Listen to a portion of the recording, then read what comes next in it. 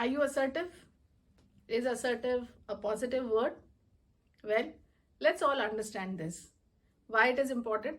Because the kind of a workplace we are working with diverse personalities, with different deliverables, it's good for us to know what assertive is all about. We usually see people falling into two categories. One extreme is they get dominated by others. Another extreme is that they dominate others. And these two extremes are known as passive, people who get dominated, and aggressive, people those who dominate others. And the assertive person lies exactly in between. The person is not passive, the person is also not aggressive.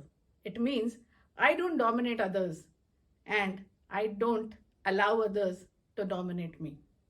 The fourth category is passive aggressive, which is very dangerous. That I'm not passive, I'm not aggressive, and I'm also not assertive. And people are generally not very upfront and candid, but they do talk behind the back of others.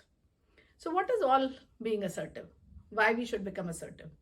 A lot of advantages, a lot of perks to become assertive. Now, assertive person is usually enjoys a lot of credibility and trust because they have their demands and needs very upfrontly put forward. They are also very good listeners. Now, when I say good listeners, doesn't mean that they don't speak for themselves. It's a very right balance between emotions and also the rational. They don't become overly emotional. They are not only data or rational driven. A very fine balance in between. They also allow and encourage others to state their needs, to talk about themselves. Now, when we look at the developing assertive skills, skill is something which we can acquire, which we can practice, which we can become. And it's a lifelong skill which we can develop. Now, how to do it?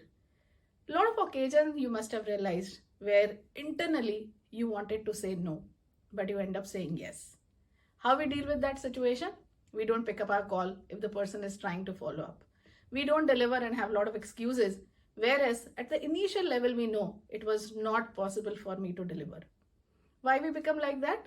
Many a times the fear of authority, many a times the risk involved, maybe those assumptions which we have that I may lose this, I may lose relationship, people will may not like me, and those are some of the fears.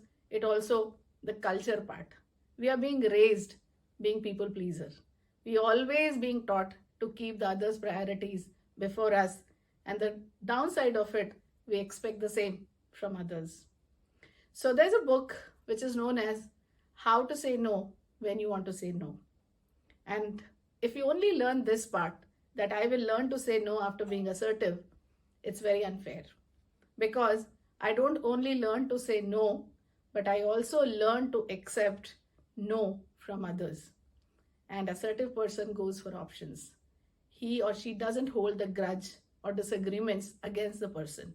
Whereas issue, task, situation is more of a focus. So options are many. So let's all try to become assertive. Thank you so much.